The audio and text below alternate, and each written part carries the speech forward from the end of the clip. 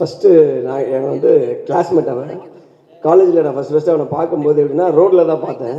ஏன்னா நான் காலேஜ் போயிட்டு இருந்தேன். அப்போ இவன் வந்து பஸ்ஸு மேலே டாப்பு, அதாவது என்னென்னா அப்போ காலேஜ் படிக்கும்போது எல்லாருமே இந்த பஸ்ஸு டாப்பில் வரதெல்லாம் ஒரு ஒரு கெத்தாக நினச்சி ஒன்று பண்ணுறதில்ல நம்மளும் ஒருத்தன். ஆனால் அவனை பார்க்கும்போது தான் தெரியாது எவ்வளோ பயப்படுறான்னு. இப்படி ஒருத்தன் வந்து பார்த்தேன், இவன் என்ன பண்ணுறான் இவன் பஸ்ஸு டாப்பில் அப்படின்ற மாதிரி யாரோ கட்டாயப்படுத்தி கூட்டிகிட்டு போன மாதிரியே இருக்கும். ஆனால் அது இவன் தான் பண்ணுறான். அதுக்கப்புறம் சரி ஓகே இப்படிலாம் இருப்பாங்க போல் காலேஜில் நினச்சி போய் கிளாஸில் உட்காடுறேன். பார்த்தா பக்கத்தில் ஒருத்தன் வந்து உட்காடுறான். டே இவனை அங்கே பார்த்தா அதே ஆள் தான் இவன் வந்து உட்காடுறான்னா, நீங்கள் தானே அது மேலே ஆமாம் எப்படி இருந்துச்சு நல்லா இருந்துச்சு சொல்லி.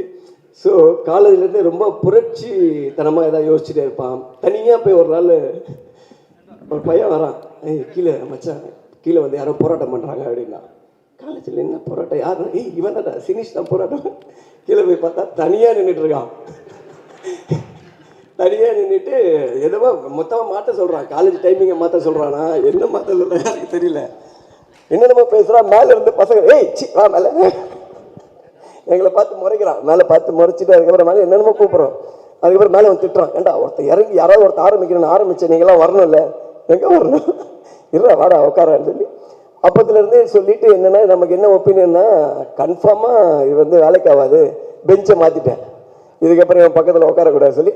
அதுக்கப்புறம் நாங்கள்லாம் காலேஜ் அந்த சொல்லிடுவா. என்னென்ன ஃப்ரெண்டு ஒருத்தர் இருக்கா சத்யான்னு சொல்லி, அவன் என்ன பண்ணிட்டான், நாங்கள் ஃபஸ்ட்டு செமிஸ்டரில் எழுதின ஒரு சப்ஜெக்ட் வந்து எல்லாருக்கும் ரிசல்ட் வந்துடுச்சு. நாங்கள்லாம் இப்போ ஹெச்ஓடி டிபார்ட்மெண்ட்டில் பார்த்துட்டு சாரி ரொம்ப தொண்டை கட்டியிருக்கு, விடிவியோட மேட்ச் இது அந்த மாதிரி மேட்ச் ஆயிடுச்சு, போய் ஹெச்ஓடி ரூமில் ரிசல்ட்டை பார்த்துட்டு வரோம், நாங்கள்லாம் பாஸ் ஆகிட்டோம் அப்படின்னு சொல்லிட்டு. இவர் அதுக்கே லேட்டாக வந்திருக்காரு. நேராக மேலே படிக்கட்டு ஏறி அதை பார்க்க போகிறதுக்குள்ளே அந்த பையன் என்ன பண்ணிட்டான், அவன் பார்த்துட்டு கீழே இறங்கி போகிறான். அவன் மேலே வரும்போது நீ எங்கடா போகிற மேலே அப்படின்னு சொல்லி, இல்லை ரிசல்ட் வந்துருக்கலாம் நீங்களா ஃபெயில்ரா வாடான்னு கூப்பிட்டு போயிட்டான்.